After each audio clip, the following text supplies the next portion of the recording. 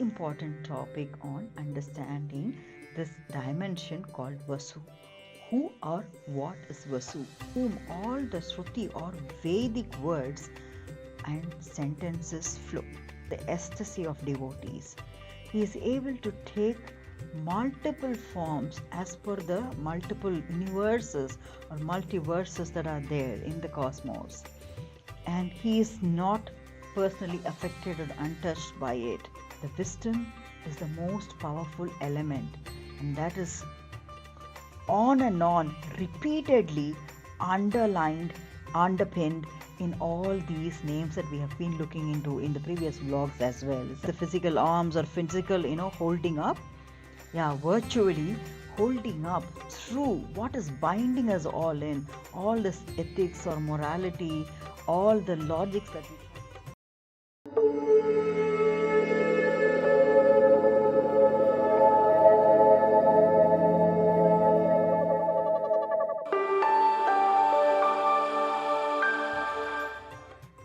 Om Namah Shivaya, Om Namo Narayanaya, Jai Shri Ram. Welcome back to the Clay Studios oil painting vlog number 28 of Sri Vishnu Sahasranamavali.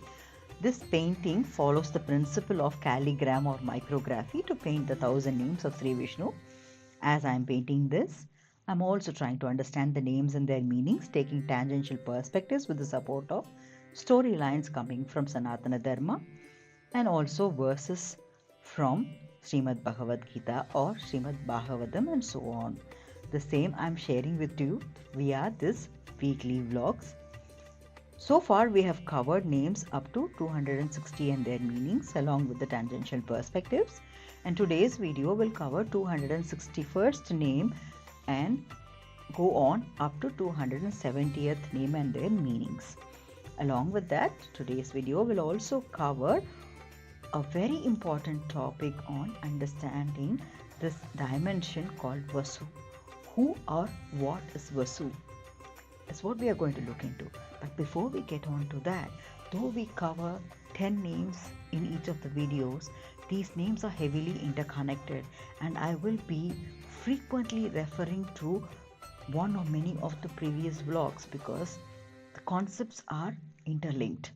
So definitely it will be of great help if you can take the time out to look into our previous videos, vlogs, and come back to this so you're able to enjoy the depth of the meanings. Today's video will also have the background of Hayagrivar Arul painting, Hayagrivar being one of the propensities or the manifestation of Vishnu in horse form to secure knowledge. He is the Guru of all Gurus. With his support, let's move on to understanding the names and their meanings first. 261st name is Om Vardhanaya Namaha. This means one who increases the ecstasy of his devotees. 262nd name is Om Vardhamanaya Namaha. Refers to one who multiples in the form of the universe. 263rd name is Om Viviktaya Namaha. This refers to one who is untouched or unaffected. 264th name is Om Shruti Sagaraya Namaha. This refers to one to whom all the Shruti or Vedic words and sentences flow. So here we go, in this trajectory of 4 names that we have looked into, he increases the ecstasy of devotees. He is able to take multiple forms as per the multiple universes or multiverses that are there in the cosmos. And he is not personally affected or untouched by it. Why is that? The 4th or 64th name is giving the hint, because he is one whom all the Shruti, the sound or the Vedic words and the sentences flow through. So it's all possible through knowledge and power of knowledge only. The wisdom is the most powerful element, and that is on and on, repeatedly underlined, underpinned in all these names that we have been looking into in the previous vlogs as well, isn't it? So let's move on to the 265th name, Om Shubhajaya Namaha. This means one possessing excellent arms that protect the worlds. Arms, physically, yes, we can imagine the arm protecting us or such, but if we really look at the arms are the Vedas themselves, or the knowledge and scriptures are his arms as well. And Hayagriva that we see here in the background is a true representation of knowledge from all dimensions. 266th name is Om Durdharaya Namaha. That refers to one who holds up the universe, a work which none else can do. He is holding up the universe. Again, he is not to understand it as the physical arms or physical, holding up. Yeah, virtually holding up through what is binding us all in, all this ethics or morality, all the logics that we try to follow are somewhere interconnected. Doesn't matter which religion we follow, which path we follow, we all tend to follow certain basic principles and certain basic procedures, and they're all binded in together, and that's what is physically holding up, if I may say so, the universe, and that's what he does. 267th name is Om Vagmine Namaha. This refers to one from whom the words constituting Veda come out. He is and I'm now using this small prayer here because I'm unable to move on without it. Jnana Anandamayam Devam Nirmala Spatikakritim Adaram Sarva Vidyanam Hayagrivam Upasmake. This also, he is the Adaram, or the source of all the Vedas. He is, and this is the name here, Om Vagmine Namaha, is very much aligned here with one from whom the words constituting Vedas come from. He himself is an embodiment of this Veda. 268th name is Om Mahendraya Namaha, the great Lord, that is the supreme being. So Maha, anything Maha, I think we looked at Maha also in one of the previous vlogs, that Maha is something related to greatness. Mahendraya Namaha is the great Lord, that is the supreme being, who is the God of all the gods. 269th name is Om Vasudaya Namaha, refers to one who bestows all the riches. Yeah, Vasu is now pointing here to the riches. Vasudaya Namaha. 270th name is Om Vasave Namaha, refers to one who is himself the Vasu. Now we have to come to who or what is Vasu, isn't it? We are now done with the 10 names and the meanings, but we are left with this question: who or what is Vasu? Technically, the name Vasu has the following meanings: brilliance, wealth, and that's why Vasudaya Namaha points to the wealth here, one who bestows all the riches, isn't it? So meaning refers to brilliance, wealth, light, prosperous, best, precious, or one who is divine and precious. That could be the propensities of the word itself, Vasu. Vasu is the single word, but it can be referred to in plurals, Vasus, because he himself is one of the Vasus. And what are the Vasus? Vasus are a group of deities associated with fire and light. We actually touched upon this in vlog number 25. I don't want to go into the details because we have already covered it in that vlog 25, when we were reading on to this Bhagavad Gita, Canto 10, verse 23, we noted this point that of all the Vasus, I am the fire. So Lord is saying that I happen to be from all the Vasus. You can consider me the fire. And fire, we have to think of fire as the energy in us, the inner potential also can be not necessarily the element. It is also the element, 5 elements of nature, but it can also be interpreted as the inner energy, the fire in us to go on, to move on, to attempt something, to prove something, to keep ourselves engaged. Yeah, so that is him. And that's something we looked at in our vlog number 25. But here, let's look at Vasu as the part of this 8 Vasus and what this Ashta Vasus. Yeah, Ashta points to 8 Vasus. So, Vasus are the attendant deities of Indra, and later, in a way, also deities to Vishnu, by the way. Yeah, who is Indra? We looked at who is Indra, and we looked at who the parents of Indra are from vlog number 17 when we looked at Vamana Avatar. Please do take a look at vlog number 17 and come back to this, because you will be able to understand and interconnect things a little better, because Ramayana also describes Vasus, the 8 Vasus, as the children of Kashyapa and Aditi. Who are Kashyapa and Aditi?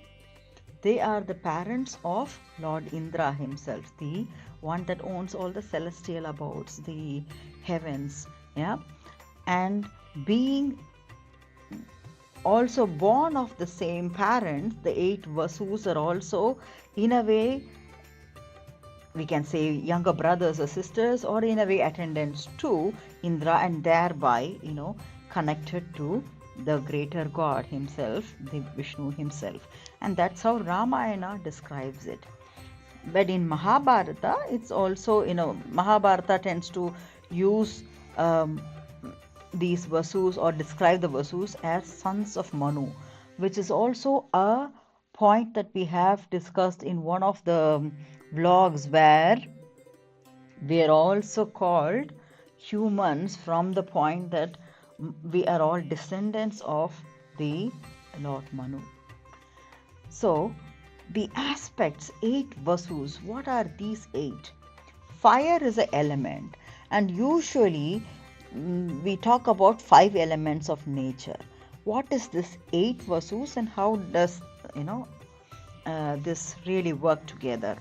So the 5 elements of nature are definitely included in this 8, but along with that there are 3 cosmic natural elements as well included, and that's how it makes the whole system of 8 Vasus, or 8 key elements that really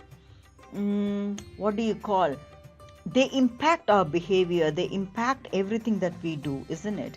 Fire is one of them, and we will look at the others right away.